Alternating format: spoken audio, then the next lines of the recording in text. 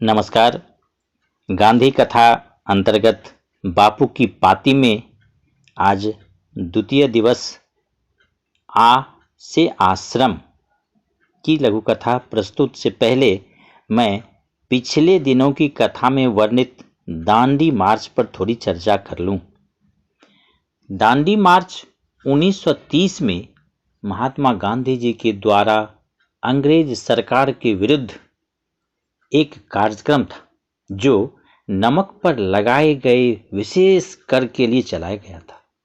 यह ऐतिहासिक सत्याग्रह कार्यक्रम गांधी जी समेत 78 लोगों के द्वारा साबरमती आश्रम अहमदाबाद से समुद्र तटीय गांव दांडी तक पैदल यात्रा करके 6 अप्रैल 1930 को नमक हाथ में लेकर नमक विरोधी कानून को भंग किया गया था।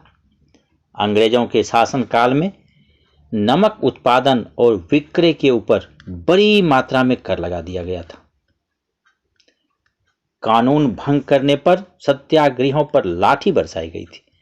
कई नेताओं को गिरफ्तार भी कर लिया गया था। यह आंदोलन पूरी 1 साल तक चला और 1931 को गांधी इरविन के बीच समझौते से खत्म हो गया। आइए अब हम आज की कथा आ से आश्रम की पाठ शुरू करें। सन 1893 में वकील मोहनदास अपना परिवार भारत में ही छोड़कर अकेले दक्षिण अफ्रीका चले गए थे। वहां मोहनदास ने अपना घर बढ़िया से सजाया था। बाद में जब उनका काम जम गया, अच्छा आमदनी होने लगी, तब उन्होंने अपना दफ्तर खोल लिया। परिवार को भी ले गए, बड़े मकान में रहने लगे।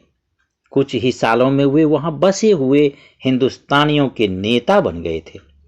अमीर हों या गरीब, हर तरह के लोग अब उनसे मिलने घर आते थे। जब अंग्रेज सरकार ने भारतीय लोगों को परेशान करने के लिए कानून बनाए तो गांधी भाई का दफ्तर और उनका घर भी आंदोलन का अड्डा बन गया था। हर किसी के लिए उनका घर खुला रहता था। सभी साथ खाते, सोते, तरह तरह के काम करते। घर और दफ्तर में कोई अंतर नहीं था। इतने सारे लोगों के लिए मकान छोटा पड़ने लगा था। दक्षिण अफ्रीका आने के 11 साल बाद उन्होंने फिनिक्स आश्रम बनाया। यहां वे अपने साथियों के साथ रहने लगे। इसके 6 साल बाद टॉलस्टॉय फार्म बना। यहां रहने वाले सभी लोग एक परिवार की तरह रहते थे। सभी काम साथ साथ करते। इसके बाद गांधी जी हमेशा अपने साथियों के साथ में ही रहे। उनका अपना कोई घर नहीं बचा था। जहां रहते वहीं उनका कारखाना भी हो जाता, घर भी। भारत लौटने के बाद उन्होंने एक के बाद एक 3 जगह आश्रम बनाए। इनमें रहने वाले पक्के नियमों का पालन करते थे। भोजन पकाना, सफाई करना, घरों की मरम्मत, सूत काटना और खादी बनाना, श्रम वाले ऐसे काम आश्रम में रहने वाले मिलकर करते। आजादी की लड़ाई की तैयारी बापू के आश्रम में ही होती थी। लीजिए, ये आज की कथा आ से आश्रम पर थी।